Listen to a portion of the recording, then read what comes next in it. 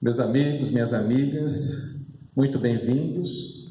Agora, com o apoio da tecnologia, estamos saindo com a nossa visão, com a nossa palestra para muito mais pessoas.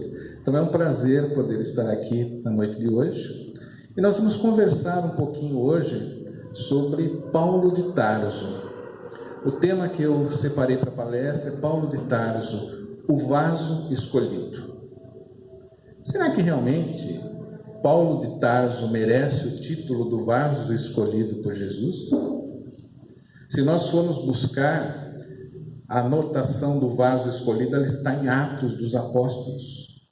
E ali Jesus fala, depois da sua ressurreição, que precisa de Paulo, porque ele é o vaso que ele escolheu para propagar o trabalho de divulgação do cristianismo. Olha a responsabilidade. Bem, vamos voltar um pouquinho no começo da história de Paulo.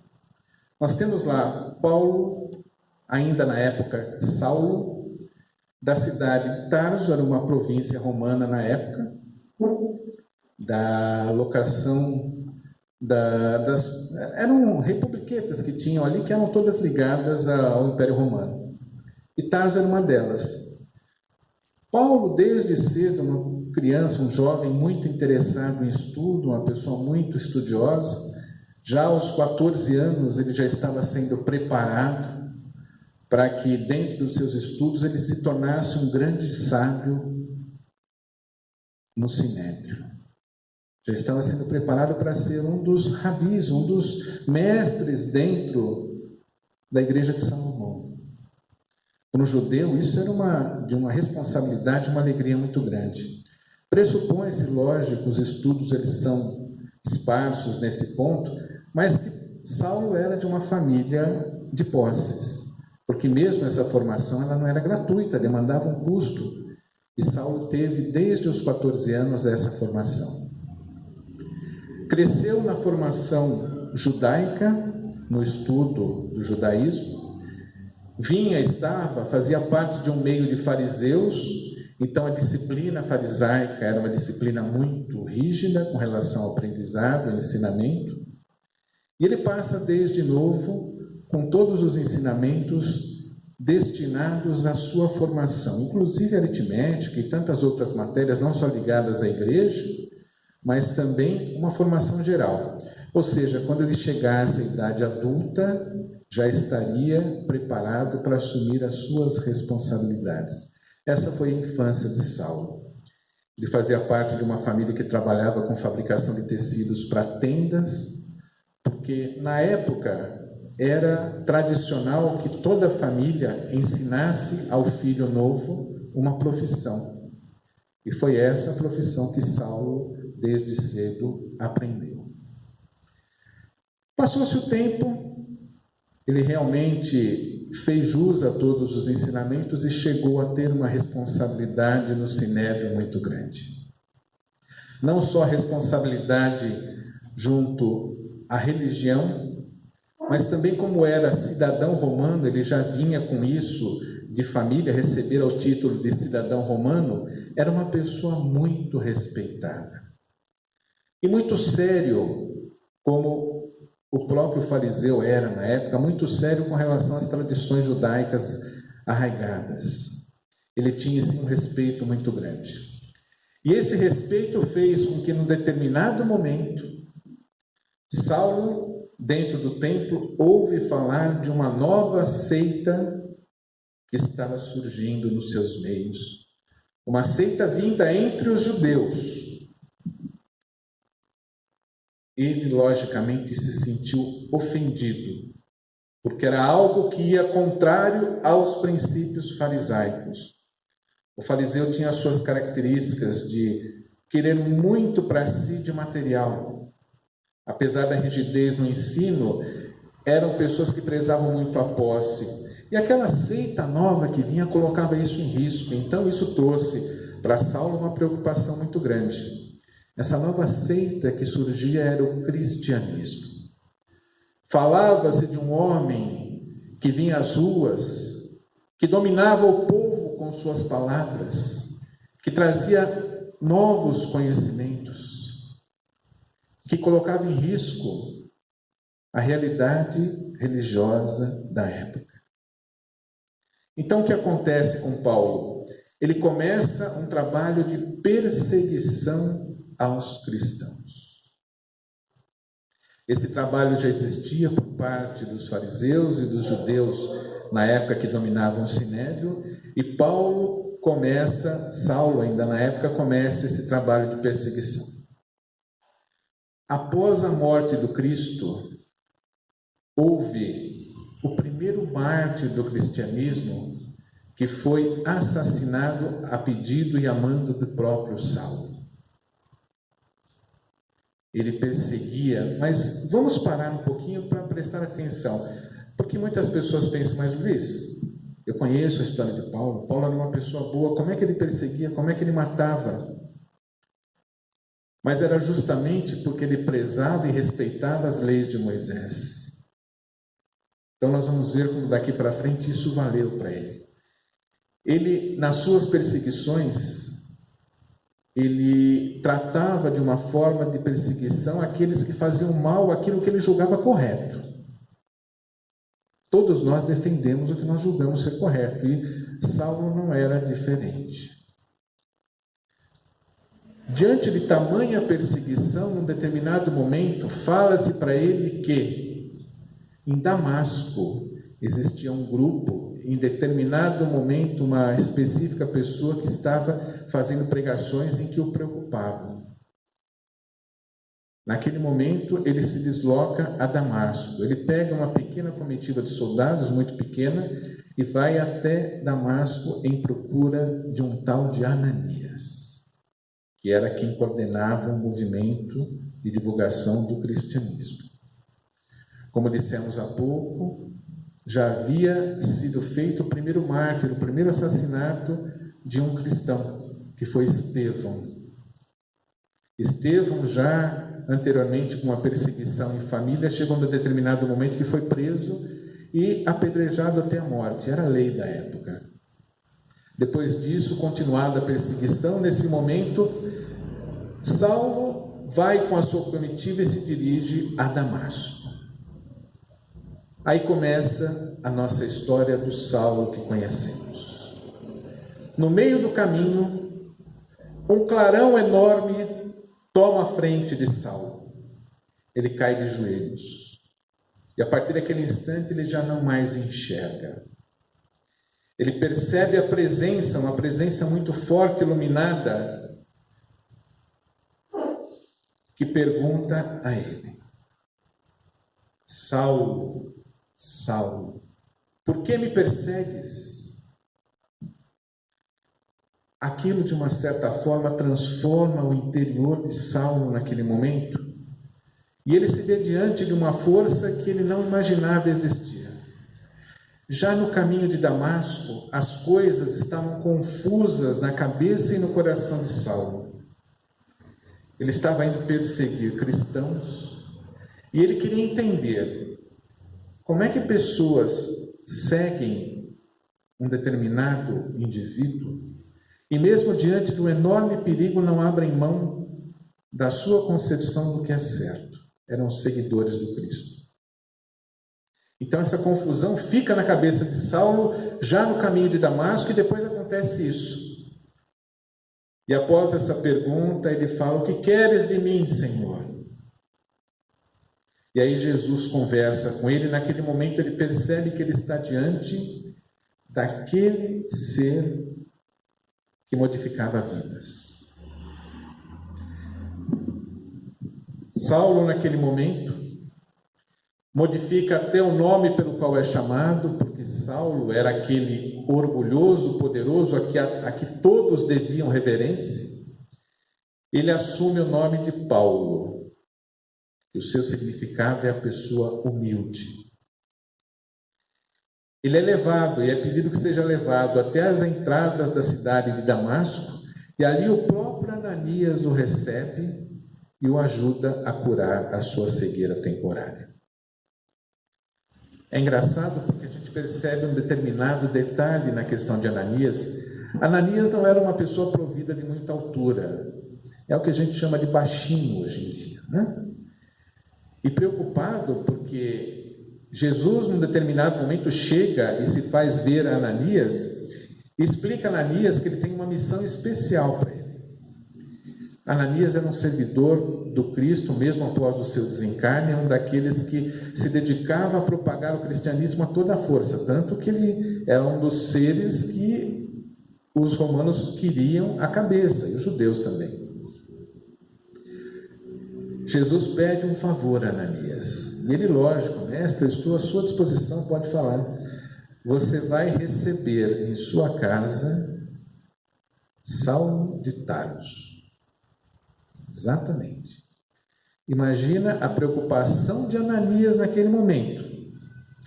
Ele chega para o mestre, mas mestre, logicamente, de uma forma simples, nós estamos dizendo, mas você tem certeza que é essa a missão que você quer? Você sabe quem é esse tal de Saulo? Quantas pessoas ele já perseguiu? Quantos morreram pela sua perseguição? O que eu vou fazer? Buscar essa pessoa para quê? Ananias, confia em mim. Vai e auxilia. Ele, logicamente, com a fé no mestre, ele vai até Saulo, nas entradas da cidade, o busca, auxilia. Naquele determinado momento, orienta, fala do Cristo, e naquele instante, a vida de Saulo mudou. Naquele momento, já Paulo, recondicionado o seu pensamento e a sua fé diante daquele que ele descobre que é o objetivo da sua vida. Ele começa a entender por que aquelas pessoas dão a vida pelo Mestre Jesus. Ele fica naquele momento ali com Ananias, Barnabé e outros que estão junto com ele naquele instante, começa a ouvir do Cristo, começa a aprender sobre a vida do Cristo, o trabalho que todos os novos cristãos estão fazendo, e ele abandona tudo. E olha que a carreira de Paulo realmente é abandonar muita coisa. Ele abandona tudo e vai para o deserto e fica por lá 3 anos, sobrevivendo do seu trabalho de tecelão de tendas, meditando sobre todos os ensinamentos e aprendendo cada dia mais com relação ao trabalho do Cristo. Quantos de nós têm a coragem que teve Saulo naquele instante? A quantos de nós é pedido que nós abandonemos os nossos bens materiais e nos dediquemos à nossa vida espiritual? A quantos de nós isso é pedido diariamente? Mas espera aí, Luiz, eu não posso abandonar tudo que eu tenho para me dedicar à minha vida espiritual. Eu vou abandonar meu trabalho, minha família, os meus bens, como é que eu vou fazer isso? Essa é a nossa realidade atual. E nós realmente não podemos abandonar tudo isso. Mas o que nos é pedido na realidade é que nós abandonemos o apego excessivo a todos os nossos bens materiais. Todos os nossos bens materiais, o apego excessivo que temos, porque nós nos tornamos escravos da materialidade. Será que nós já paramos para refletir sobre isso? Os nossos bens materiais que deveriam trazer a nós conforto e liberdade, quantas vezes eles nos aprisionam? Eu vivo muitas vezes uma vida simples, tranquila, com poucas posses e vivo bem, feliz. Mas num determinado momento da vida, eu tenho acesso a ter bens materiais e muita posse. O que acontece com a minha vida? Geralmente a minha vida fica perturbada. A minha necessidade de segurança ela é maior. Eu começo a precisar de ter cerca elétrica na minha casa. Eu preciso mandar os meus filhos para a escola com segurança. Ou seja, algo que era para me libertar, me aprisiona. E aí nós voltamos lá na história de Paulo. Por que Paulo abandonou tudo que ele tinha de material? Tudo que existia na vida dele de posses, para se dedicar àquele ensinamento novo, que transformou a sua vida. Porque Paulo já enxergou naquele instante que a verdadeira riqueza que nós trazemos, que nós temos, é a nossa riqueza espiritual. Tudo que se encontra ao nosso dispor na nossa vida tem que servir ao bom usufruto. Eu posso muito bem ter bens e fazer coisas boas com as posses que eu tenho. Quantos necessitam de amparo, de ajuda? Nós podemos olhar hoje, por exemplo, um empresário com posses, que tem a possibilidade de gerar empregos. Quantos pais de família, através daquele emprego, têm a dignidade de sustentar as suas famílias? É utilizar de forma correta as posses e os nossos bens materiais, porque aí nós não nos tornamos escravos deles. Nós utilizamos em benefício do nosso próximo. Passam-se os 3 anos. Paulo volta às dependências de Jerusalém e se dispõe a partir daquele momento a fazer as pregações do cristianismo. É importante que a gente pare e reflita nesse instante, porque é talvez um momento decisivo na transformação da vida de Paulo. A partir dessa tomada de decisão, ele se torna, talvez depois de Jesus, a pessoa mais influente dentro do Evangelho, dentro da mensagem da Boa Nova. Porque ele começa a se dedicar à pregação e sai do seu local e vai pregar em determinados pontos onde o Evangelho não tinha chegado com a sua Boa Nova ainda. E ele começa esse trabalho. E vamos imaginar como Paulo era visto perante a comunidade hebraica naquele momento. Como um traidor. Como é que ele nos abandona e hoje prega as verdades daquele que ele há pouco tempo perseguia? Então Paulo sofreu demasiadamente. Mas ele tinha uma boa escola. Paulo, enquanto Saulo recebia muitos dos seus ensinamentos de Gamaliel. Gamaliel era um dos sábios mais profundos que existiam junto à comunidade judaica na época de Paulo. Que num determinado instante da vida, ainda com Paulo antes da sua conversão, Gamaliel conheceu as verdades do Cristo e também se converteu ao cristianismo. Dá para se imaginar o porquê da preocupação dos judeus naquele momento. Então Paulo, já nas suas pregações, sofrendo preconceitos, perseguições, ele sente na pele aquilo que aqueles a quem ele fazia sofrer passavam. Naquele momento, ele tem também a oportunidade de encontrar Gamaliel.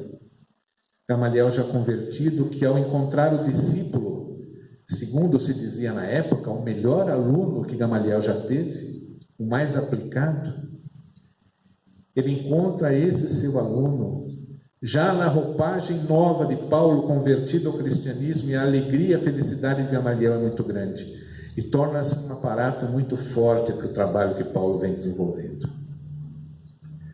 O tempo passa. Muitas são as localidades que receberam as visitas de Paulo e de seu grupo de pregadores.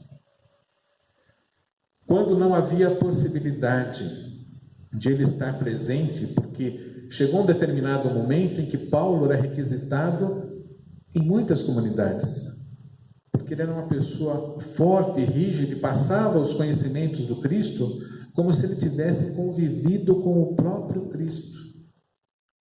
Daí a conotação do vaso escolhido, ele tinha essa capacidade.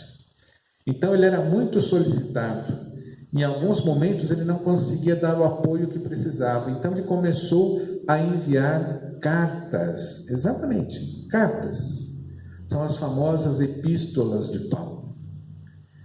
Cartas que respondiam às necessidades dos povos e das comunidades. Existiam cartas aos romanos e tantos outros que necessitavam do amparo de Paulo. E isso foi passando. E a cada tempo passado, mais a perseguição crescia e mais o trabalho aumentava. Até que num determinado momento da história, Paulo, numa das suas viagens, é preso. Naquela época, foi a época em que Nero coloca fogo em Roma, um episódio conhecidíssimo no mundo todo. E Paulo é preso e condenado à morte. Todo o trabalho de uma vida se encerra naquele momento. Todo o trabalho de Paulo, o momento em que está preso, ele começa a reviver as principais cenas acontecidas na sua existência. Paulo tinha uma noiva, a quem ele tanto amava, Abigail. E vem à mente de Paulo a tristeza quando descobre, Paulo, antes da conversão, que Abigail havia se convertido ao cristianismo. E enorme ainda, maior ainda a tristeza quando descobre que aquele que ele mandou para ser apedrejado, Estevão, era o seu irmão. As cenas da mulher amada, as cenas do período em que ele convivia com os amigos cristãos, tudo isso vem passando. E é chegado o momento onde Paulo é decapitado. A história triste, ela se encerra aí. Mas a alegria maior vem no final da nossa exposição. Como Paulo é recebido na espiritualidade. Nada mais, nada menos do que recebido pelo próprio Cristo. Não é para qualquer um de nós. A alegria dele em se encontrar com Cristo naquele momento. E após o Cristo, eu diria que talvez uma alegria tão grande quanto a de encontrar o Mestre, ele vê a sua noiva, Abigail. E Estevão, aquele que lhe fez ser apedrejado, ambos o recebendo nessa nova vida. Estevão, que durante todo o seu trabalho de divulgação do cristianismo foi o seu mentor espiritual. Então essa recepção se dá e a história se encerra com Saulo, Paulo já na época, Jesus, Abigail, Estevão e inúmeros amigos que ele vai encontrando pelo caminho. Num caminhar coroando toda a dedicação e todo o trabalho em benefício da divulgação da atividade do Mestre. Que possamos, cada um de nós, refletirmos sobre a nossa importância nos dias de hoje. Quantos de nós estamos como Paulo, equivocados num determinado momento da vida, nos princípios necessários à nossa evolução, e necessitamos de um caminho de Damasco, para que a nossa conversão seja feita para homens que realmente se interessam pela evolução da vida espiritual. Que o Pai possa nos acompanhar e iluminar nossa mente, hoje e sempre. Nós vamos então, nesse instante, agradecer a Deus por mais esta oportunidade de estarmos juntos. Agradecer a esta casa maravilhosa, que nos dá a oportunidade de transmitir os ensinamentos do Cristo. Que possamos, ó Pai, aprendermos e praticarmos esses ensinamentos em nosso dia a dia. Que a luz do Mestre se faça presente em nossos caminhos. Que nesse momento possamos elevar o nosso pensamento e o nosso coração a todos aqueles que sofrem, que padecem doentes, isolados, presos, que tanto necessitam do nosso amparo. que nesse instante as nossas vibrações de amor e de paz cheguem até cada um desses nossos irmãos. E que assim seja. Graças a Deus.